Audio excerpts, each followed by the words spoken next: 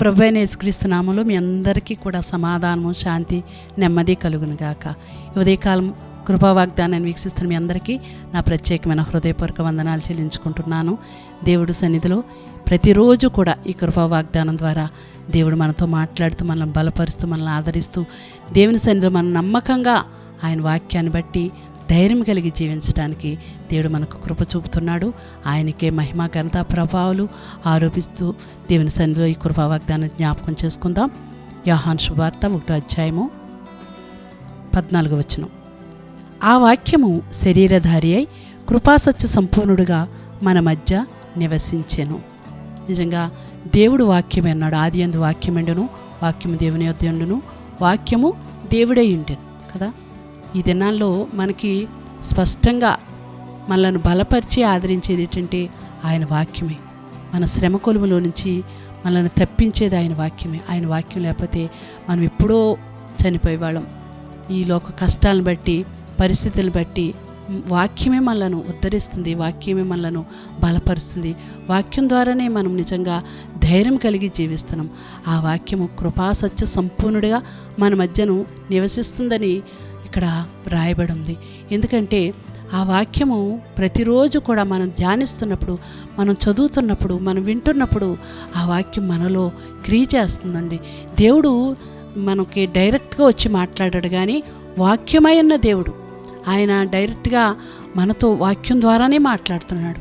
ఎన్నోసార్లు మనం మన కుటుంబ సమస్యలతో, కుటుంబంలో అనేక బాధలతో లేదా వ్యాధులతో, మనం కుటుంబంలో అనేక విధమైన శోధనలతో మనం నెమ్మది లేకుండా, సమాధానం లేకుండా ఉన్నప్పుడు మనం చేయవలసింది ఏంటంటే దేవుని వాక్యాన్ని తెరచి, ఇదిగో దేవా నాతో మాట్లాడు ప్రభా, నా హృదయంలో ఇంత దుఃఖం ఉంది, ఇంత వేదన ఉంది, ఈ సమస్య ఉంది ప్రభా, నీవు నన్ను ఆదరించు నాయనా అని ఎవరైతే దేవుని వాక్యం మీద శ్రద్ధ పెట్టి, మనసు పెట్టి, లేకపోతే విశ్వాసముతో దేవుని వాక్యాన్ని ఎవరైతే చదువుతారో అటువంటి వారితో దేవుడు బహు స్పష్టంగా మాట్లాడతాడు. ఎందుకంటే వాక్యము దేవుడై ఉన్నాడు, వాక్యము దేవుడై ఉన్నాడు.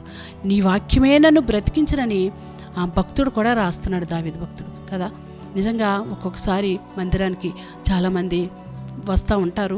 వాళ్ళు కొందరు ఆసక్తితో, దేవా ఇదేనా నాతో మాట్లాడు ప్రభా, ఇదిగో నా సమస్య ఈ విధంగా ఉంది, నా కుటుంబంలో ఇంత కష్టంతో నేను వచ్చాను, ఈ విధంగా నా జీవితంలో నేను వేసారిపోతున్నాను, ఈరోజు నీ వాక్యంతో నాతో మాట్లాడు ప్రభా అని చాలామంది కూర్చుని దేవుని సన్నిధిలో ప్రార్థన చేసుకుంటూ, దేవుని సన్నిధిలో కన్నీరు కారుస్తూ ఆసక్తిగా దేవుని వైపు, దైవజనుల వైపు తేరు చూస్తూ ఉన్నప్పుడు దేవుడు దైవజనులు బహుబలంగా వాడుకొని ఆ రోజున బలమైన వాక్య సందేశం ద్వారా మాట్లాడుతుండగా ఎంతోమంది హృదయాలు తెరవబడి, గో ఈ దినాన్ని దేవుడు నాతో మాట్లాడాడండి, నేను బహు దుఃఖంతో వచ్చాను, బహు కష్టంతో వచ్చాను, ఈరోజు వాక్యం నన్ను ఎంతో బలపరిచిందని చెప్పిన సాక్ష్యాలు ఎన్నో వింటున్నాం మనం.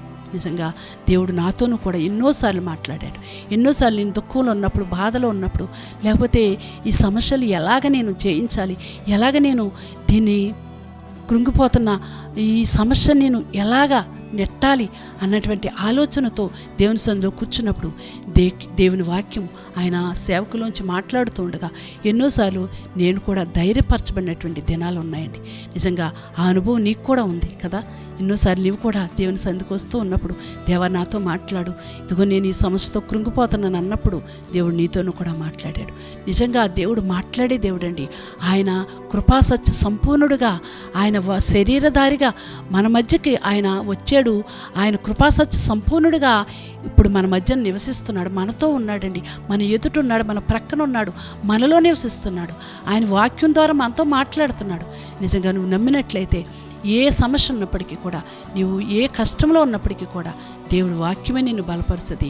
మన పాదములకు దీపమైనటువంటి ఆ వాక్యము మనం చెడు నడతను నడవకుండా, మనం అక్రమంలో జీవించకుండా, అన్యాయంగా మాట్లాడకుండా, అక్రమంగా మాట్లాడకుండా ఆయన వాక్యం ఎప్పటికప్పుడు మనల్ని సరిచేస్తూ, ఖండిస్తూ, సరిదిద్దుతూ మనల్ని జీవింపచేస్తుంది. అటువంటి వాక్యాన్ని ప్రతిరోజు ధ్యానిస్తున్నావా? ప్రతిరోజు నువ్వు చదువుతున్నావా? ప్రతిరోజు దేవుడు నీతో మాట్లాడుతున్నాడా? ఏమాత్రం నిర్లక్ష్యం చేయదు. కుమార్తె, కుమారుడా, దేవుని వైపు నువ్వు చేతులెత్తు. ప్రతిరోజు కూడా లేవగానే ముందు ఆ దేవునితో మాట్లాడుకో. తర్వాత దేవుడు నీతో మాట్లాడడానికి ఒక ఒక్కసారి దేవుని గ్రంథాన్ని తెరువు. అప్పుడు దేవుడు సూటిగా నీతో మాట్లాడతాడు. నీ వాక్యము, ఆయన వాక్యము మనలను బలపరుస్తుంది. కృపా సత్య సంపూర్ణుడిగా మన మధ్యను నివసిస్తున్న ఆ వాక్యాన్ని నిర్లక్ష్యం చేయకుండా ప్రతిరోజు ధ్యానించు. దేవుడు నిన్ను నీ కుటుంబాన్ని దీవించి ఆయన వాక్యపు వెలుగులో నడిపించునుగాక.